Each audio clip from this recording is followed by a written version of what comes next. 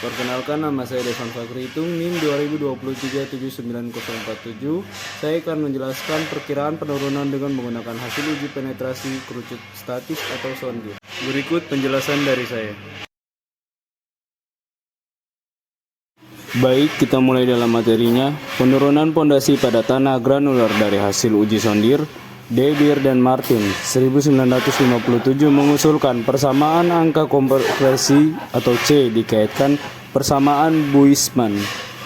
Rumusnya yaitu SI sama dengan H dibagi C in PO tambah sigma P dibagi PO, dan C sama dengan 1,5 Qc dibagi PO.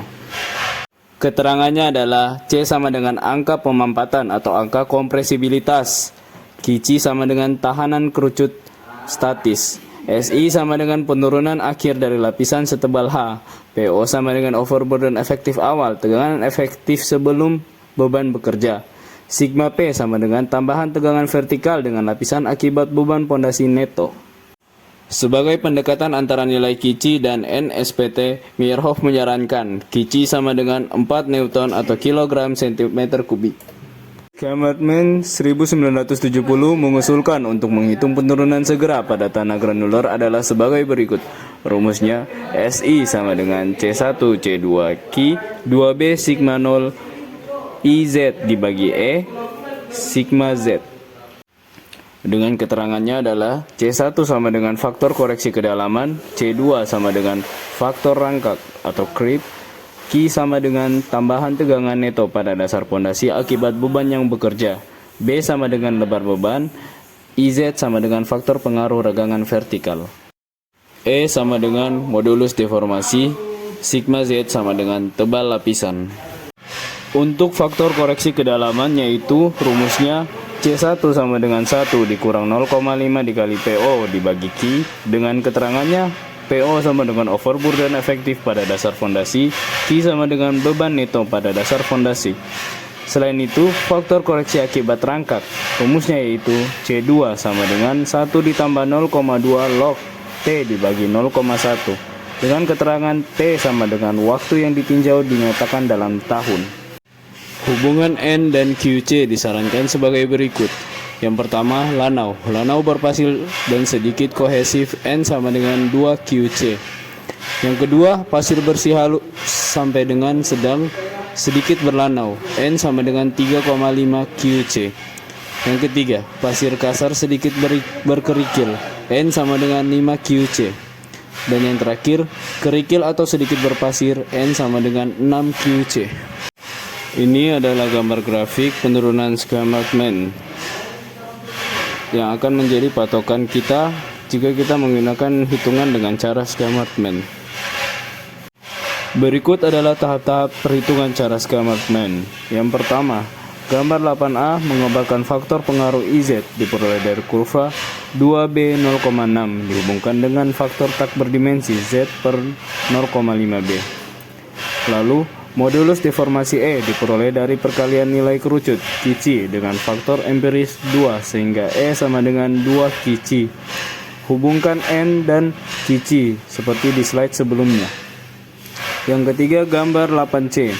Diagram tahanan kerucut dibagi dalam lapisan-lapisan yang nilai tahanan konsusnya mewakili sama besar. Yang keempat, gambar 8B.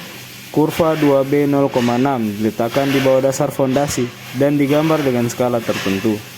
Yang kelima, nilai penurunan akibat beban dihitung dari hitungan nilai E dan IZ yang sesuai untuk setiap lapisannya. Yang keenam, jumlah penurunan setiap lapisan dikoreksi terhadap faktor kedalaman dan faktor rangkak. Kita masuk ke dalam contoh soal. Soalnya itu, fondasi bangunan dirancang dengan menggunakan hasil uji kerucut statis atau hasil uji terlampir. Beban terbagi rata di dasar fondasi Q sama dengan 9,5 T per meter persegi. Fondasi yang dipakai adalah fondasi telapak bujur sangkar 4,4 meter dikali 4,4 meter dengan kedalaman 1,25 meter.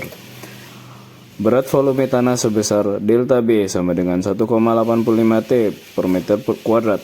Hitunglah penurunan akibat beban fondasi dengan cara yang pertama, De Beer dan Martin, yang kedua, Schaemartman.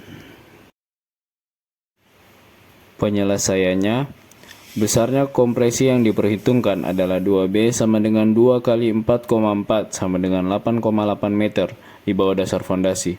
Berdasarkan hasil uji kerucut sondir, lapisan tanah dapat dibagi 3 lapisan dengan kici yang dirata-ratakan sesuai dengan tabel CV 2.1. Kedalaman 1,25 sampai 3,6 meter, nilai Q-nya adalah 40 kg per cm kubik.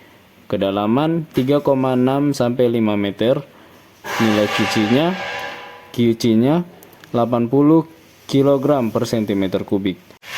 Sedangkan untuk kedalaman 5 meter sampai 10,5 meter, maaf ada kesalahan penulisan pada tabel, nilai QC-nya adalah 150 kg per cm kubik. Yang pertama, penurunan dengan cara De Beer dan Martin. Menghitung overburden efektif awal di tengah-tengah tiap lapisan. Pada tabel CV 2.2, untuk lapisan pertama, kedalaman titik tengah lapisannya 1,25 ditambah dalam kurung 3,6 dikurang 1,25 tutup kurung dibagi 2 sama dengan 2,43 meter. PO-nya adalah 2,43 dikali 1,85 sama dengan 4,50 T per meter kubik. Untuk lapisan kedua, kedalaman titik tengah lapisannya 3,60 ditambah dalam kurung 5 kurang 3,6 tutup kurung dibagi 2 sama dengan 4,3. PO-nya adalah 4,30 dikali 1,85 sama dengan 7,96 T per meter kubik.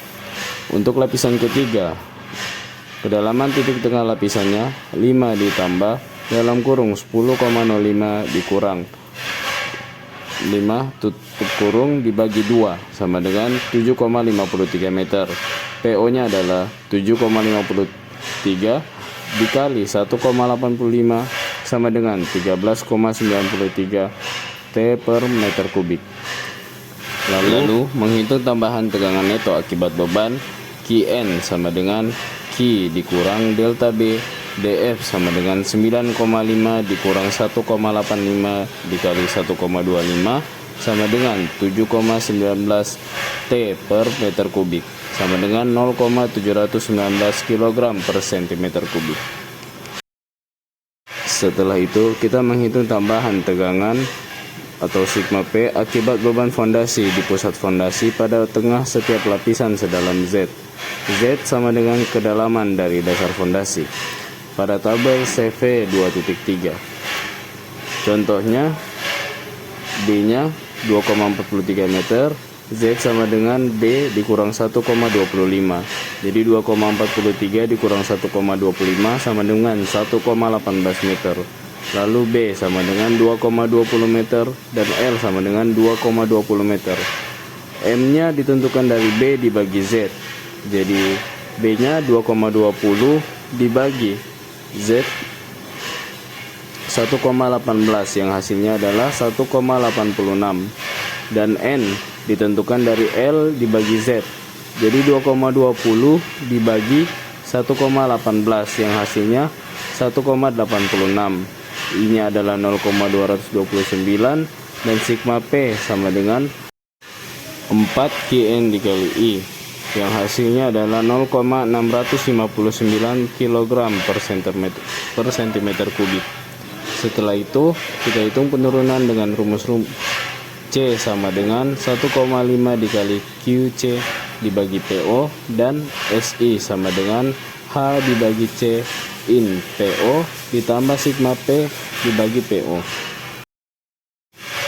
Setelah itu kita substitusikan data-data yang kita dapat dari tabel CV 2.3, kita masukkan ke dalam rumus tadi, lalu kita cantumkan dalam tabel CV 2.4.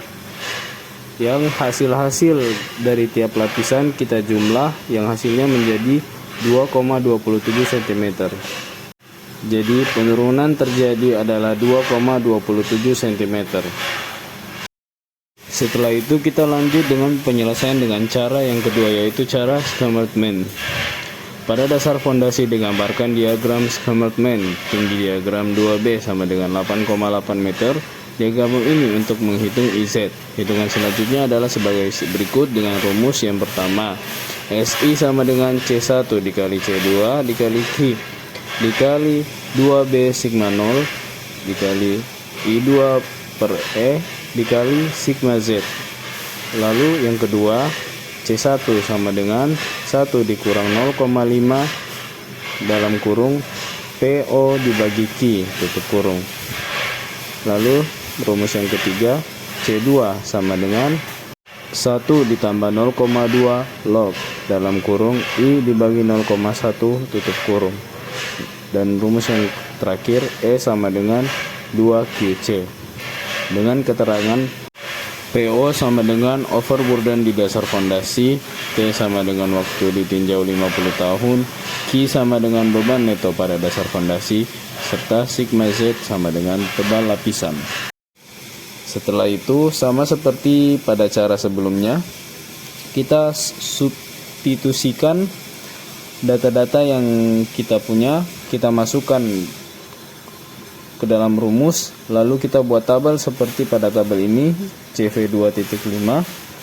Setelah itu, jumlah hasil SI dari masing-masing lapisan kita jumlahkan, dan kita akan mendapatkan hasil dari penurunannya. Jadi, hasil penurunan dengan menggunakan cara skemamen adalah 1,68 cm. Sekian penjelasan dari saya. Terima kasih telah menonton.